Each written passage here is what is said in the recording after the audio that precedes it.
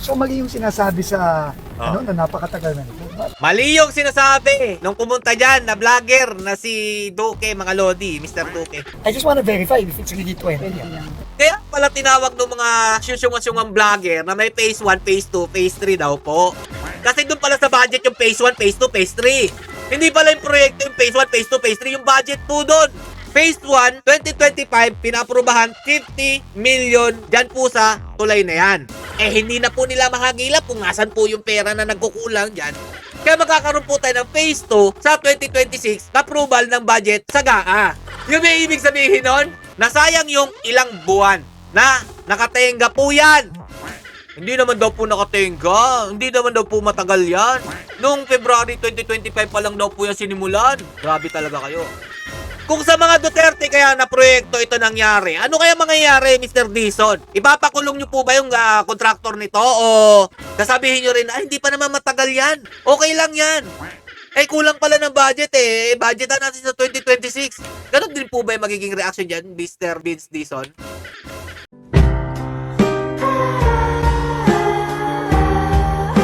Yo, what's up mga lods? It's Miguel Peps TV. Welcome back po sa ating channel. Ito na naman po tayo para talakayin ng mga pulilyasong mga proyekto nito po ni Bongbong Marcos Jr. Administration. Magpapalusot pa si Sec Dizon dito mga lodi. Eh, klarong-klaro naman talaga. O, ito po, inimbestigahan na po kasi o binisita po ni Sec Dizon, ito pong Kabaruan Pidig, Ilocos Norte, na ito nga po yung maanumalyang tulay po dyan. Hindi daw po yan maanomalya mga lodi. Kasi nga daw po, yung pondo po, tagi-tagi ibinibigay. O, pakinggan po natin mga lodi para magkaroon kayo ng idea. So first funding niya was 25. First funding is 25M. Pero 30M lang. Pero 30M na daw.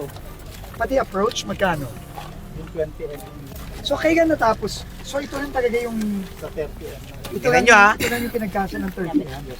So, Pinagkasya ng 30M. Ano po yung naging resulta ng 30M? Yes sir. Tapos nung naging yung listahan ng augmentation, sinabit din namin sa low housing Route. project. 20 additional para maging 50. So 50 with the superstructure and the approaches. Tama ba? Yes, Yan ang mga tama. tao niya. Ito po. Ito. Ikaw. Ano pa mo? J-Ban po. Ako nga. So, confirm ka na 20 na kailangan ito? Superstructure and approach? Possible po sir na 20 po sir. Possible Pero pa. i-verify Di ko pa po sure, yung, ah. Wala ka pang gear dito. May tatlo na po, sir, doon. Nakasali sa first call. Ito ano natin ang augmentation. Ito nga sir. Sinama ba natin sa augmentation? Sa low hanging sir. Kasali. 20. Opo. Oh, yung pala eh. Maski yung isang. Pa-verify ka? Yes, sir. Yes, sir. So, to Nga. complete sir, with time extension, mga 150. So mali yung sinasabi sa na napakatagal na nito. Mali yung sinasabi nung pumunta dyan na vlogger na si Duque, mga lodi, Mr. Duque. So grabe magpalusot mga lodi. Mali yung sinabi doon nung matagal na daw yan, na nakatenga. 2025 lang to. Tama ba? So when did this start? Anong month last year? Nag-commence ng February 17. Kaya May natapos barangay itong mga kagawad. Asan sila? tama naman ng filing mo. Sa scour. River mo. Lapit yung base. Lumaga ka na. Nakakay kung totoo na. Scour ka doon, no? Actually sir, Hindi pa naman daw matagal mga lodi kasi February pa naman daw po yan nung 2025 sinimulan. Eh ngayon mga lodi, February 14, Valentine's Day, 2026 na. Tapos ang pagkakaalam ko dyan mga lodi ha, parang December yata or ano matatapos dapat yan eh. Pero yan pa lang yung nagagawa.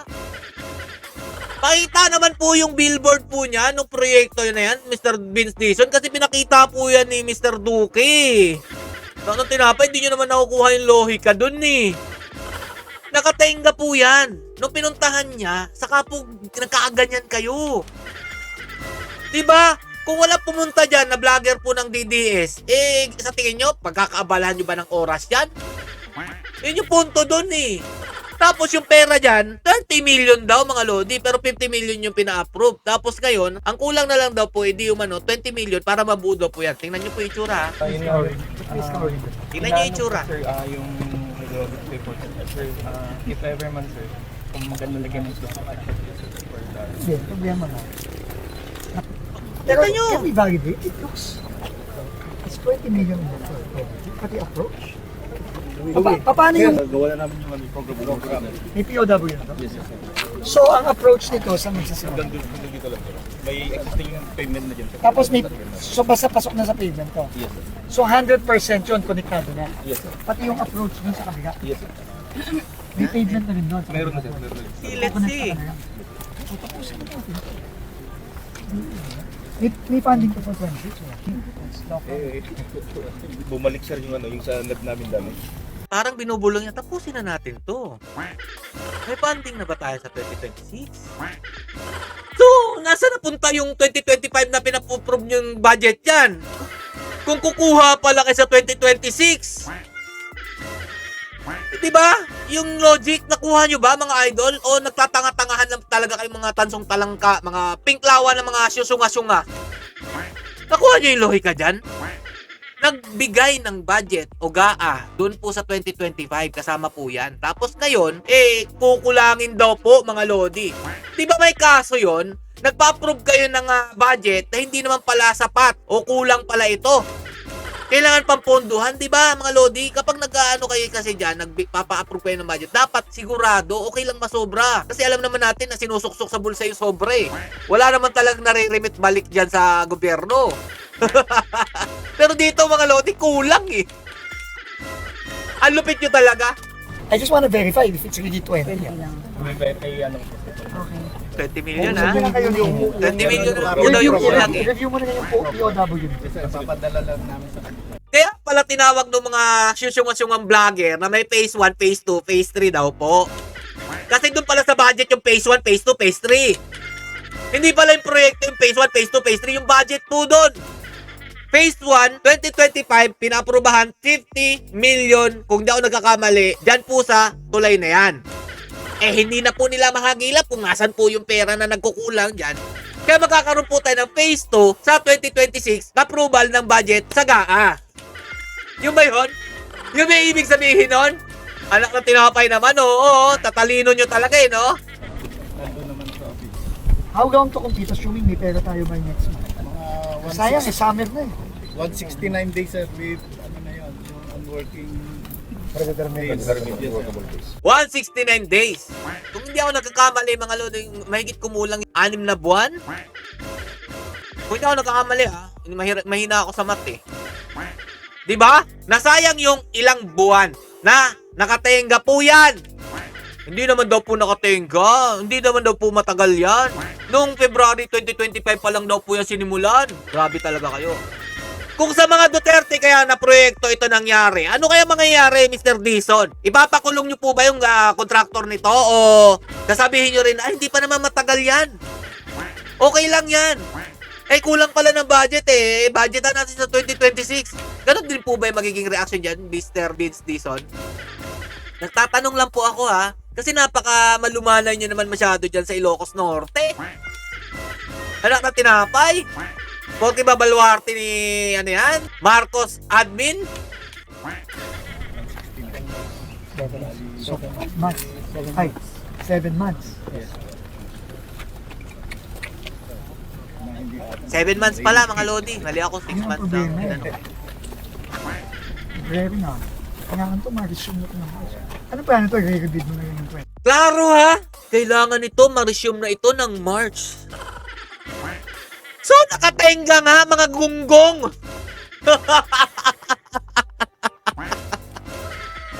Palusot na kayo eh. Nililihis nyo pa eh. Ang punto naman doon ni Mr. Duque, nakatenga po yung proyekto. Yun po yun eh. Okay, sasabihin nyo, dapat ma-resume na ng March. Saan kukuha ng panibagong budget? Ang tanong dito, saan po napunta yung kulang na budget? Na 50 million daw po yung pina-approve dyan. At nakapasa po. Yun yung logic dun eh. Ba't hindi nyo po ba makuha talaga? Ang hihina po ba talaga ng kukote ninyo? Dahil finish na yung first contract. Believe na rin po. Finish na yung first contract. Yun ang problema. Dapat Woo! ito kung 50 lang. Ito kung 50. Oh.